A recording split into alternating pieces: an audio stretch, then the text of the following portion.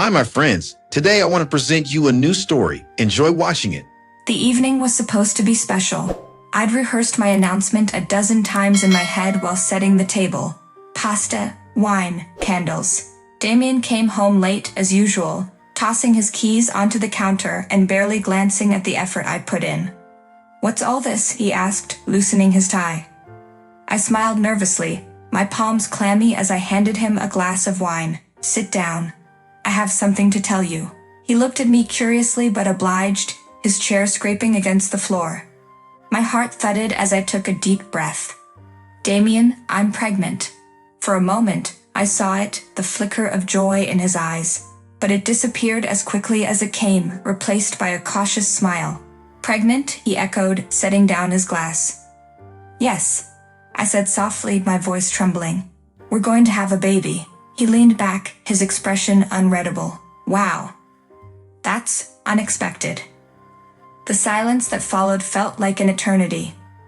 I'd imagined hugs, maybe even tears of joy, but instead Damien sat there, tapping his fingers against the table. Then came the words that would set everything spiraling. "We should tell Mom." My stomach dropped. "Now. She'll be thrilled," he said, already reaching for his phone. "She loves this kind of news." "Damien, maybe we should wait." But it was too late.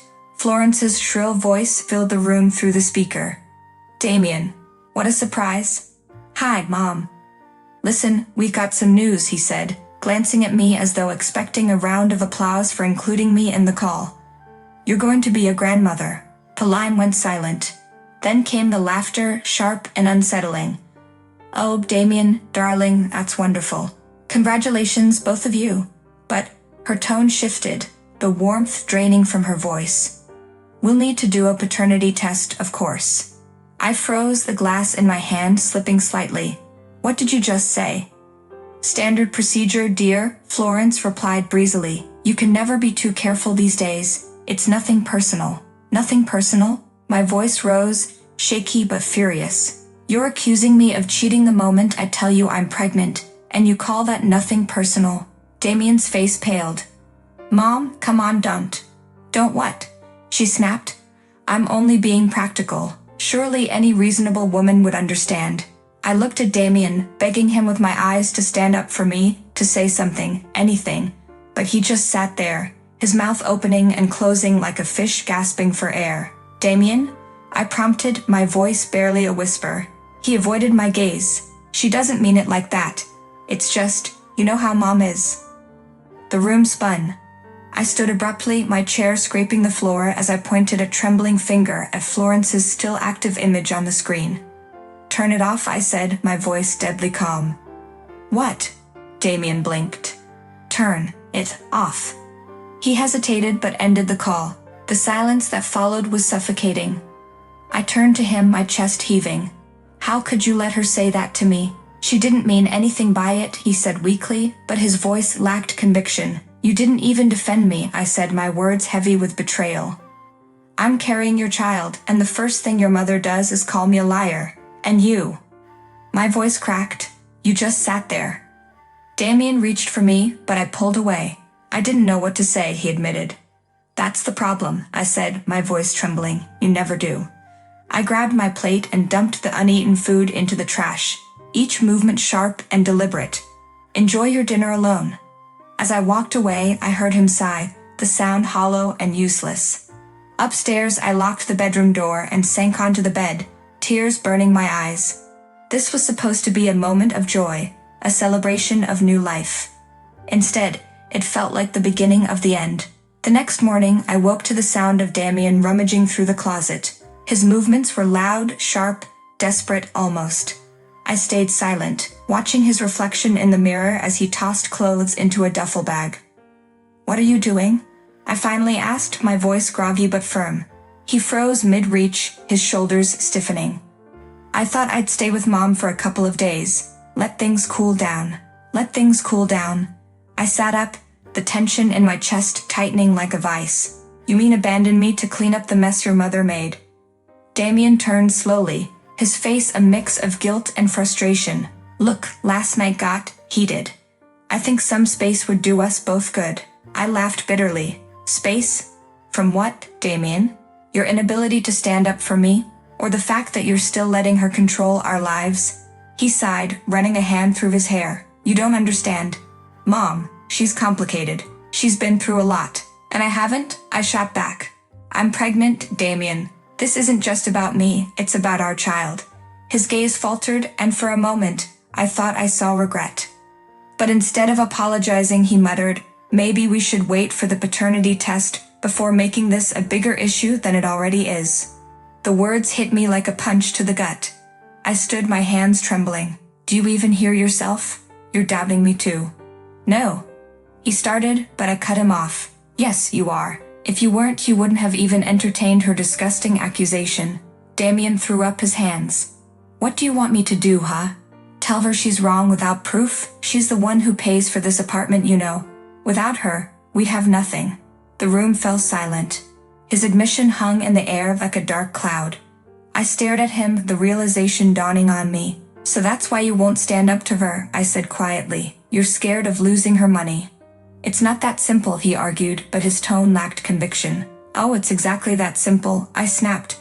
You're more loyal to her wallet than to your own wife. I grabbed my phone and stormed into the kitchen, needing space before my anger consumed me. My hands shook as I scrolled through rental listings, the reality of my situation sinking in deeper with every passing second. Where are you going to go? Damien asked from the doorway, his voice softer now but still laced with frustration. Anywhere but here, I replied without looking up. I'll stay until the test is done, and then I'm gone. You don't mean that, he said, stepping closer. I looked up, meeting his gaze. Damien, your silence last night told me everything I need to know. I can't raise a child in a house where I'm treated like an outsider. He opened his mouth to respond but stopped, his eyes darting away. I need to get to work, he mumbled, grabbing his bag and heading for the door. As it closed behind him, I let out a shaky breath, the weight of the conversation pressing down on me. The cracks in our foundation weren't just showing, they were widening, threatening to swallow everything I thought we built together. I sat at the dining table, the silence of the apartment deafening. Damien had been gone for 2 days, leaving behind an uneasy peace that felt more like a void. My phone buzzed, shattering the stillness. It was a message from his mother. I'm stopping by later to discuss this nonsense you've dragged my son into. A surge of anger coursed through me.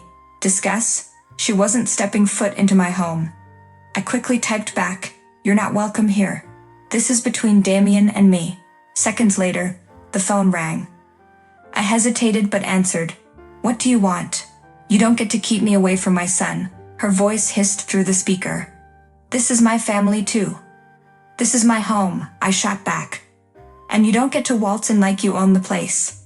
Don't forget who's paying your bills, dear, she sneered. I hung up, my chest heaving with fury. My resolve solidified. I wasn't going to let her control me anymore. An hour later, the buzz of the intercom startled me. I froze. She hadn't taken my warning seriously. Who is it? I asked, though I already knew. Let me in, her sharp voice replied. No, I said firmly. The intercom buzzed again, longer this time, like an accusation I couldn't escape.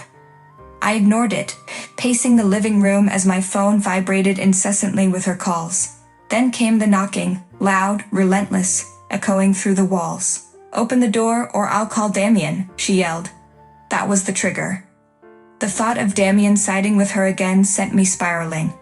My hand trembled as I swung the door open. You're unbelievable, I spat. She pushed past me, her expression cold and triumphant. I'm not leaving until we sort this out.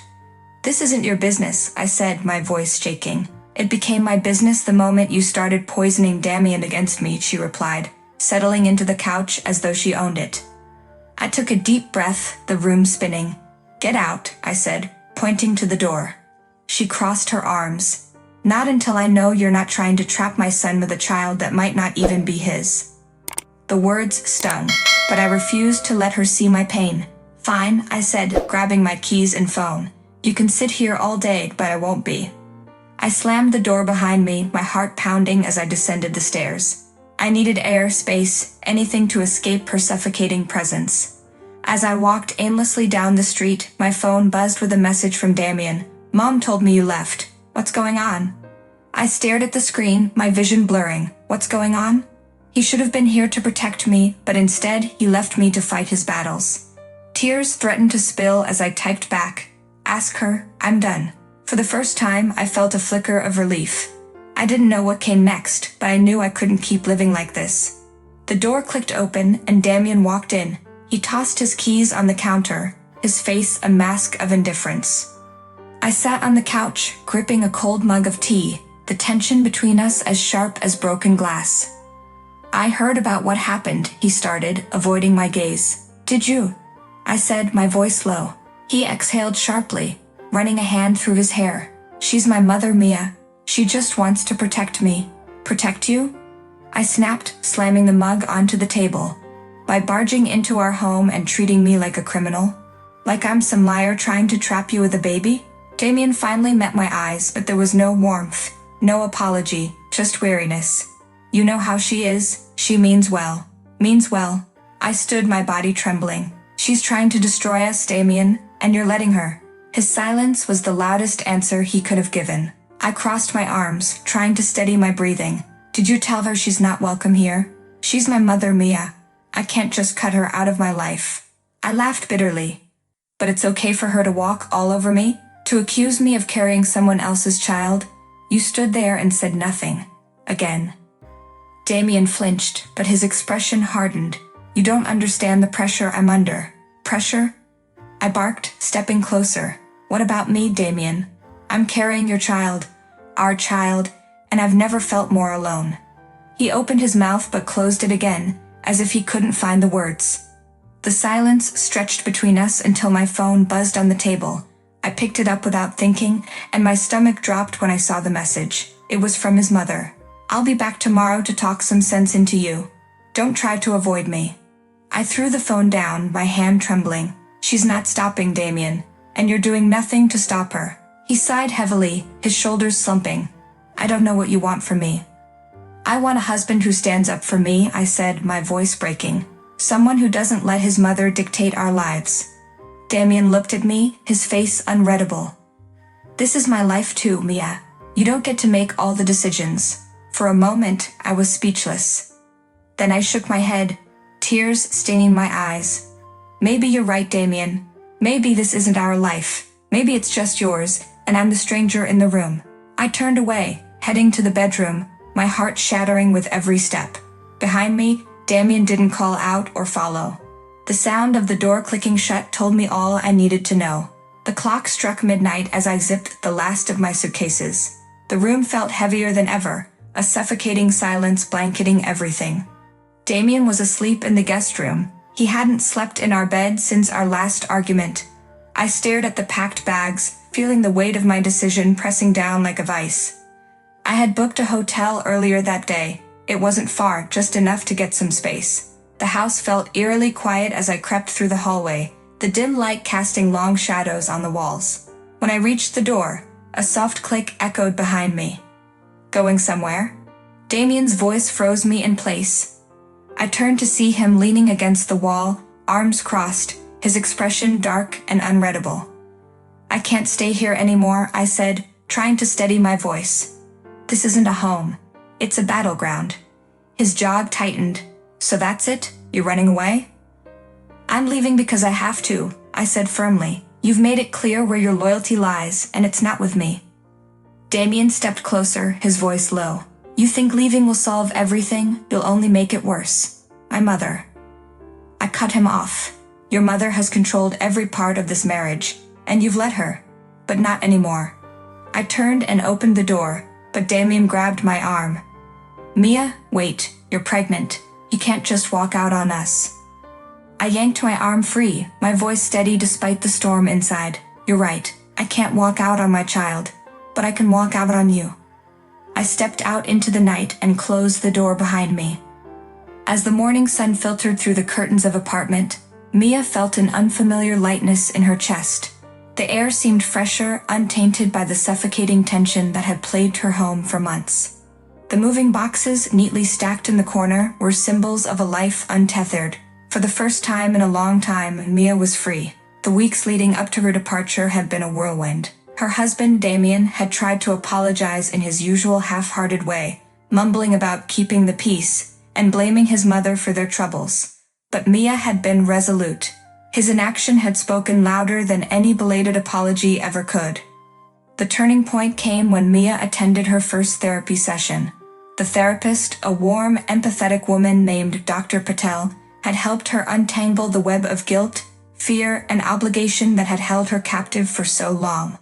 "You deserve a partner who values you and stands by you," Dr. Patel had said gently. Armed with newfound clarity, Mia had made her decision.